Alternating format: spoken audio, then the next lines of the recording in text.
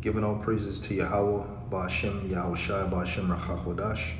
Double honor to the apostles, bishops, and elders of Great Millstone, and shalom to the elect. That's what these lessons are for.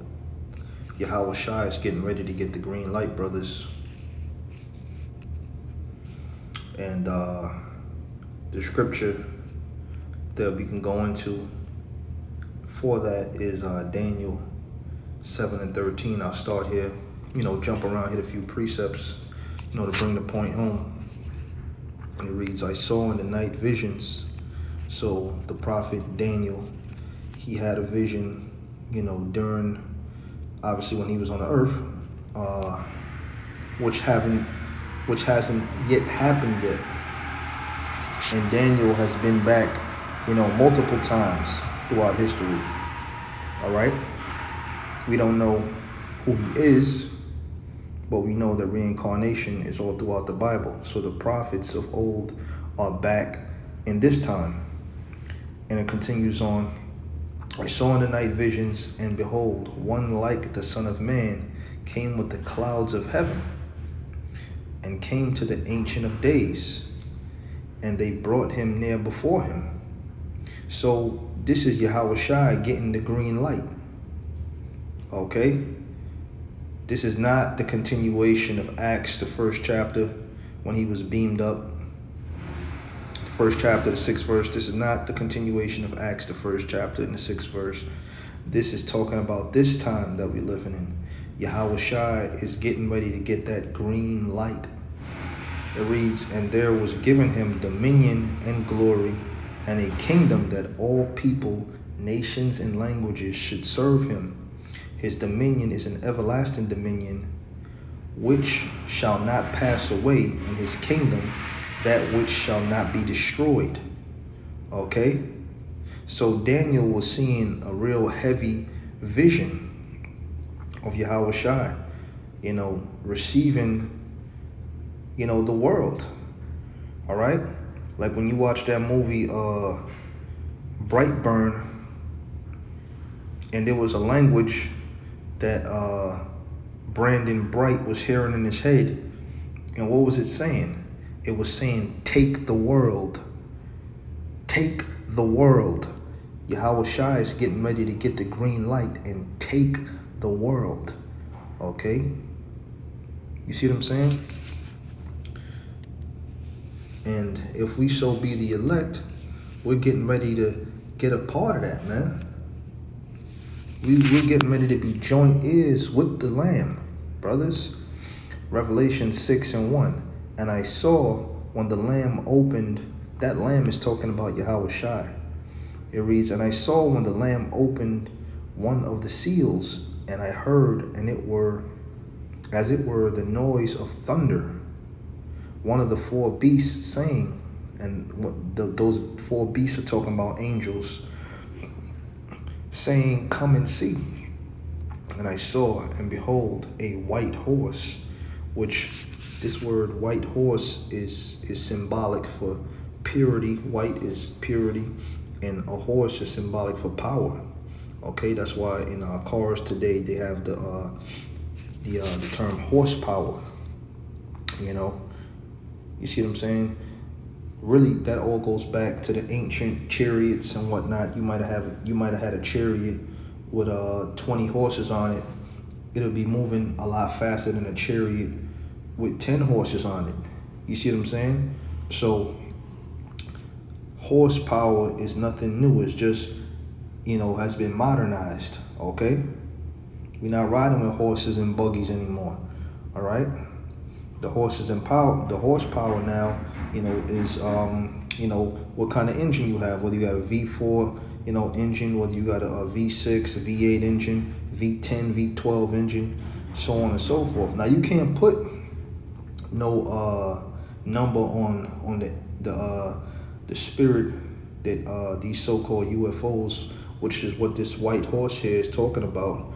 You can't put a number on it. How much horsepower they have, 328, horsepower, so on and so forth.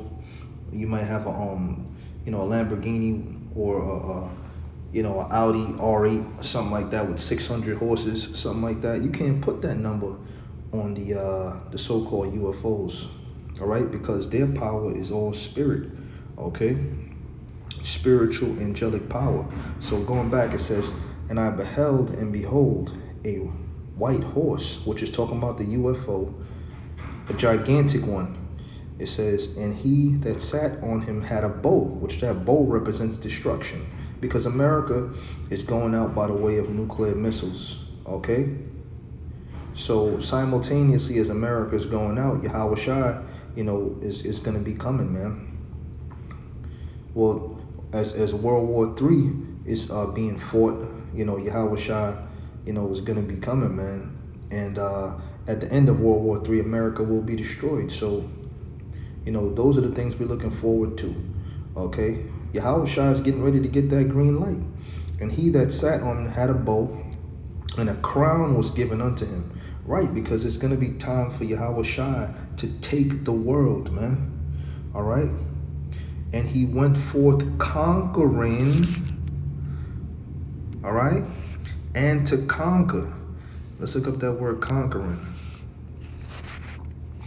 It says, it's a verb. You see down here, it says defeat, seize. It says conquer, overcome, and take control of a place or people by use of military force. Now, what's the military force that the Lord is going to use? The Lord's going to use the angels, okay, are going to come with him, man. The angels are going to come with the Lord, man. You see? It's another scripture. Let me see.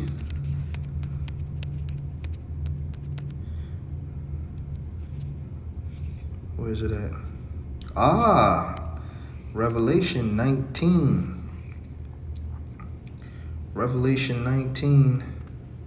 And I'll start. Ooh, this is some fire right here, baby. This is pretty much reiterating the same thing. It tells you right there in our Revelation 6. Revelation 19 and 11. And I saw heaven opened. And that's right. Cracking them skies, man. Yahawashi, man. Getting that green light. Getting ready to take the world. And behold, a white horse. That's the so-called UFO again. The fathership. And he that sat upon him was called faithful and true. So Yahawashi is going to be on top of the so-called UFO. It's not going to be any question to, the nationality or the skin color of the Lord in that day. All right, people are still debating. Here it is, we're getting ready to go into 2023, whether or not, the Lord is a black man or a so-called white man. The Lord was a so-called black man, and you people are going to see that in that day. It says, and in righteousness he doeth judge and make war. His eyes were as a flame of fire. So you see the eyes right here? This is symbolic. This is a depiction of what the scriptures are, talking about, man. It says, and his head, it says, and on his head were many crowns. Why? Because Yahawashi is getting ready to take the world, brothers. He's getting ready to take this place over. He's getting ready to trump, his enemies, man, to put them into subjection, to seize them. It says, and he had a name written that no man knew but he himself. And he was clothed with a vesture dipped in blood. Why is that? Because Yahawashi is going to shed a lot of blood. So this is all symbolic. And his name is called the Word of the Most High. All right? When you go to the book of John, the first chapter, it tells you about how, let me get it right fast. Where we at? Boom. John 1. So it reads, in the beginning was the Word. All right? That's Yahawashi. And the Word was with the Most High. Salaki, not the Most High, the powers. This is not talking about the Most High right here. Let's go back.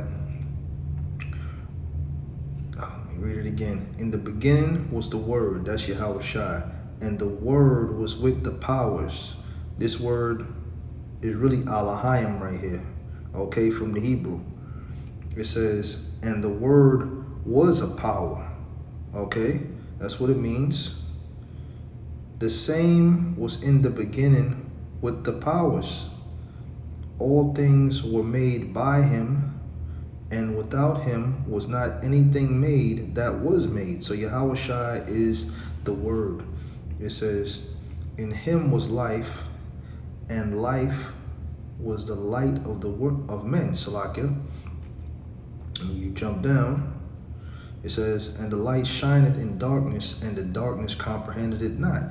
That's why, you know, when Yahawashi was out there himself, he was teaching this thing, but people weren't, you know, getting what he was, you know, dropping. They wasn't picking up the gems that he was dropping, okay? But the elect did, all right? Because it's really only for the elect at this time in history. It says, and the darkness comprehended it not. There was a man sent from the Most High whose name was John. Damn, where's that? Where's that? Tells you that the word was made flesh. Okay. Which I might have to go ahead and do a breakdown of John, the first chapter. This is John 1:14.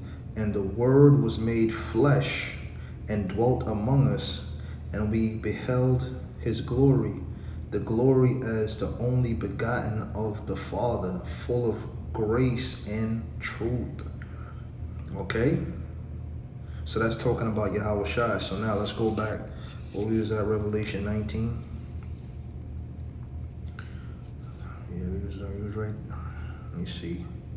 Where we was at. Where were we at?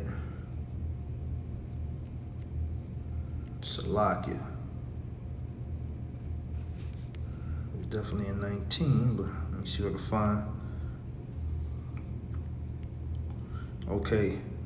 It says, and on his head were many crowns, right? Because the Lord's getting ready to take the world. And he had a name written that no man knew but he himself. And he was clothed with a vesture dipped in blood, right? Because Yahawashi is going to shed a lot of blood. All right, proceed to Isaiah the 63rd chapter. And his name was called the Word of the Most High. That's right, we just went into that in the book of John. And the armies which were in heaven followed him upon white horses, clothed in fine linen, white and clean. So that's talking about the angels. So there's going to be a war when Yahawashi comes back here, man.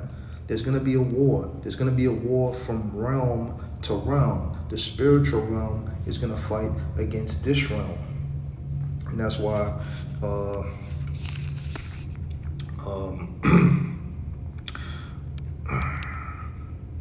Michael and his angels.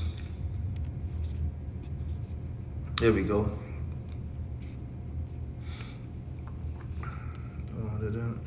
This is Revelation 12:7. And there was war in heaven. So there's going to be an actual war, you know.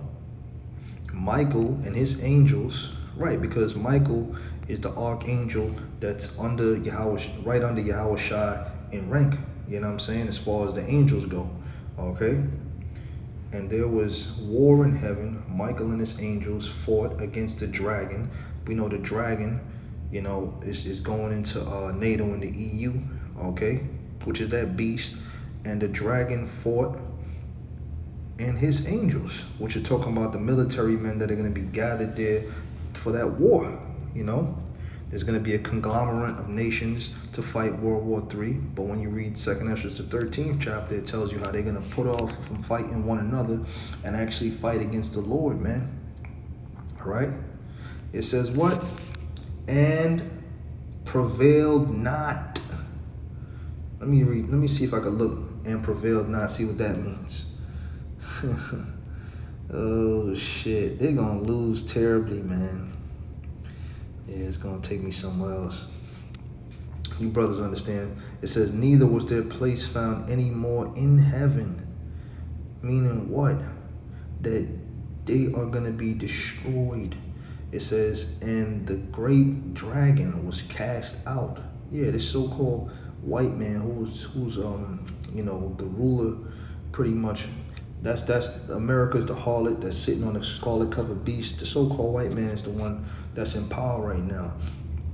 He's getting ready to be taken out of power. That old serpent called the devil and Satan, which deceiveth the whole world. And that's what the so-called white man has done. He has deceived the whole world into thinking that the Lord is a so-called white man, and into thinking that the Jews are so-called white people, into thinking that the angels look like babies, all different manners of wickedness he's done,